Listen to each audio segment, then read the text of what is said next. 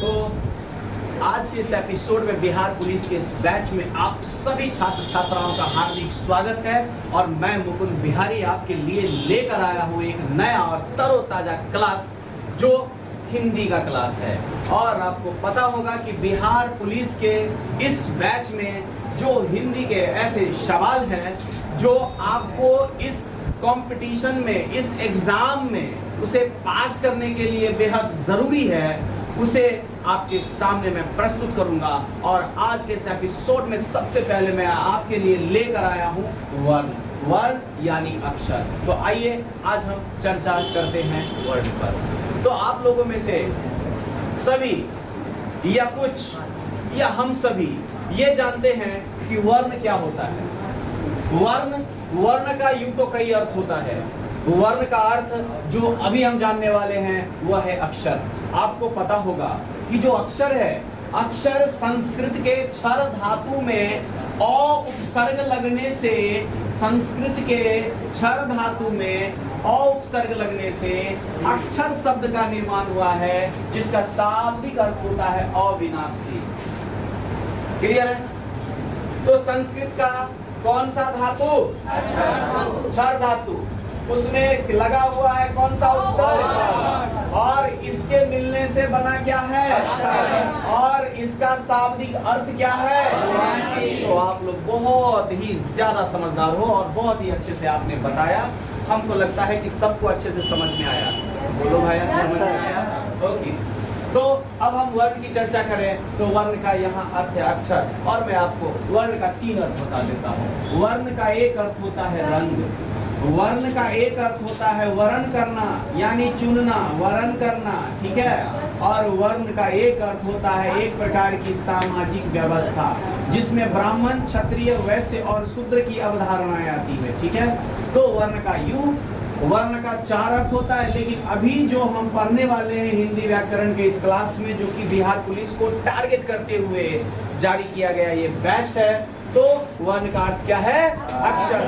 अक्षर का कभी विनाश नहीं होता, तभी तो उसे कहा जाता है अविनाशील। तभी तो इसके लिए एक संस्कृत में श्लोक है, अक्षर साक्षातो ब्रह्मास्ति, यानी अक्षर साक्षात ब्रह्म है, ब्रह्म का कभी विनाश नहीं होता है। तो आइए अब हम देखते हैं वर्ण 3 प्रकार के। मुख्यतः वर्ण कितने प्रकार के? 3 प्रकार के। पहला वर्ण क्या है? दूसरा वर्ण क्या है?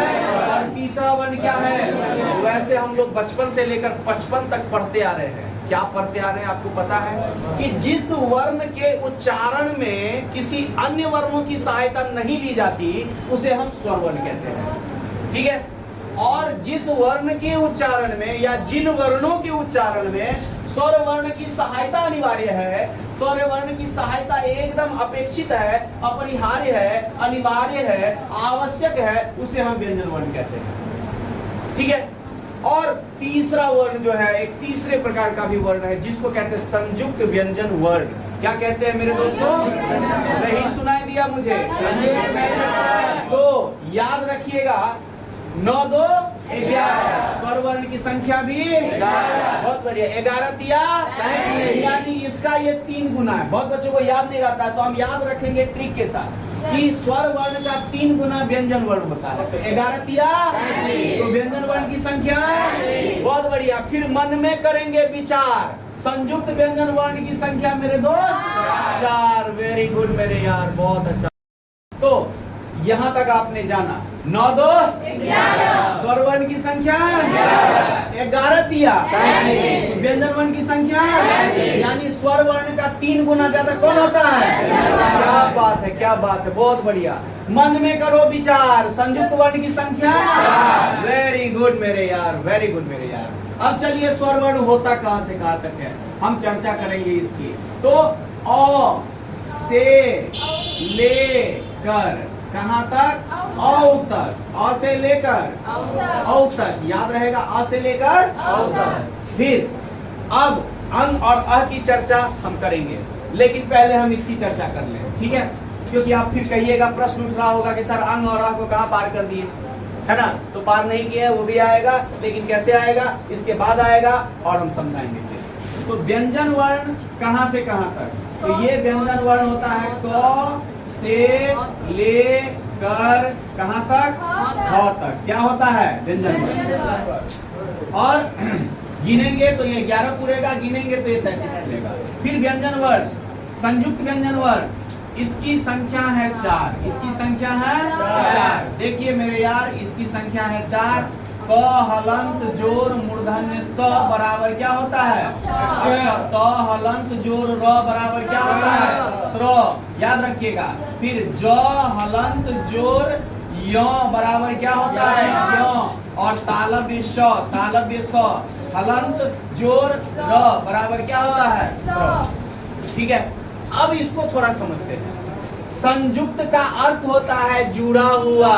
संयुक्त का अर्थ क्या होता है, देखिए ये दोनों है जुड़ा हुआ, तभी जाकर ये पूरा हुआ। समझ में आया कि नहीं आया?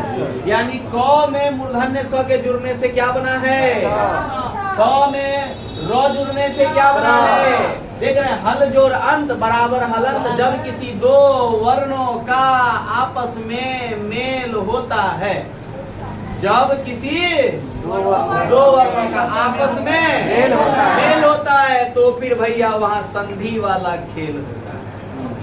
क्या होता है, संधि वाला खेल होता है। तो आइए देखते हैं इस मेल को और देखते हैं इस खेल को। छोड़िए अभी सारे झमेल को, और हम इस बार करेंगे बेड़ा पार, और आपके शरीर पर वर्दी होगी मेरे यार, ये वादा है।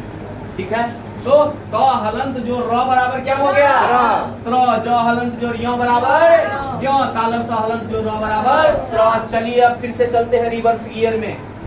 ओके, बच गया था यहाँ पे अंग और अह। क्या बच गया था, अंग और अह। इसको कहते हैं अयोगवाह। क्या कहते हैं, अयोगवाह। अयोगवाह की संख्या कितनी है, तो अयोगवाह में किसको किसको गिना जाता है, ऊपर अनुस्वार अंग, अविसर्ग अह।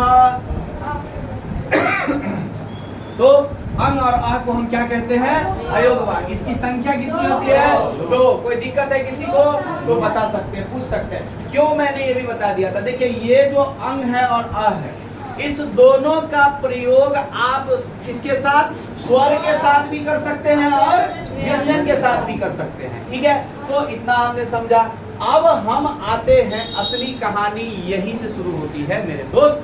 अब जैसे हम लोग क ख ग घ अंग, च छ ज झ य, ट ठ ड ढ न, बरी न। इसको क्या बोलते हैं, बरी न। इसको बोलते हैं बरी न। इसको क्या बोलते हैं, सॉरी बरी न। या इसी को बोलते हैं टवर्गी न। क्या बोलते हैं इसको, टवर्गी न। याद रहेगा। फिर त थ ग घ न। इसको बोलते हैं छोटी न। क्या बोलते हैं, छोटी न। और इसको बोलते हैं तवर्गी न। क्या बोलते हैं, तवर्गी न। समझे। अब देखिए, अब एक बच गया, प ह ब भ और म। देखिए ये जो हम लिखे हैं, हम ये तब तक सही नहीं लिखेंगे जब तक इसमें हलंत ना दे दूं। क्यों, ऐसा क्यों? क्योंकि मैंने जब व्यंजन वर्ण के बारे में आपको बताया था, और अभी भी मैंने बताया है कि व्यंजन वर्ण ऐसा वर्ण जिसके उच्चारण में स्वर वर्ण की सहायता अनिवार्य है। और मेरे प्यारे दोस्तों, अगर आप क से लेकर, है ना, अक्षर स्र तक की बात कर लो, आप ह तक की नहीं, सबकी बात कर लो, तो आप देखोगे अंत में क्या आता है, अ आता है। और अ हमारा क्या है, स्वर वर्ण है। इसका मतलब क्या है कि जितने भी व्यंजन वर्ण होते हैं, सब में अ की मात्रा एकदम से अनिवार्य रूप से आती है। अ की मात्रा एकदम से अनिवार्य रूप से आती है। इसीलिए मेरे दोस्तों, मैंने यहाँ पे हलंत लगाकर एक छोटा सा उदाहरण दिखलाकर आपको सिखलाया है कि भैया समझने में तब तक है बाधा, और ये तब तक जितने भी वर्ण है वो है आधा, जब तक इसमें पीछे आगे से और नहीं जुड़ जाता। समझ में है ना, सबको आता? क्या नहीं जुड़ जाता? और तब तक समझने में है बाधा, और तब तक ये क से लेकर ह तक जितना भी वर्ण है वह है बिल्कुल आधा। समझ में आ रहा है? और समझने का है इरादा।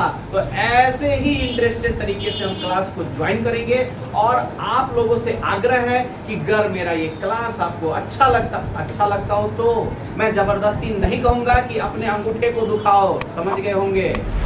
सब्सक्राइब करो, आप लाइक करो, आप शेयर करो। मैं नहीं कहूंगा, अगर आपका हृदय कहे तो आप शेयर कर देना। अगर आपको लगता हो कि आपके इस क्लास से ऐसे स्टूडेंट्स को या ऐसे बच्चों को भी फायदा हो रहा हो जो दूर दराज के गांवों से आते हैं, या वो दूर के इलाके में रहते हैं, उनके पास कोई सुविधा नहीं है, तो मन में कोई दुविधा नहीं है कि आज का जो इंटरनेट है, जैसे कोरोना का इलाज वैक्सीन रूपी दवा में है, वैसे आज सारी सूचनाएं हवा में है।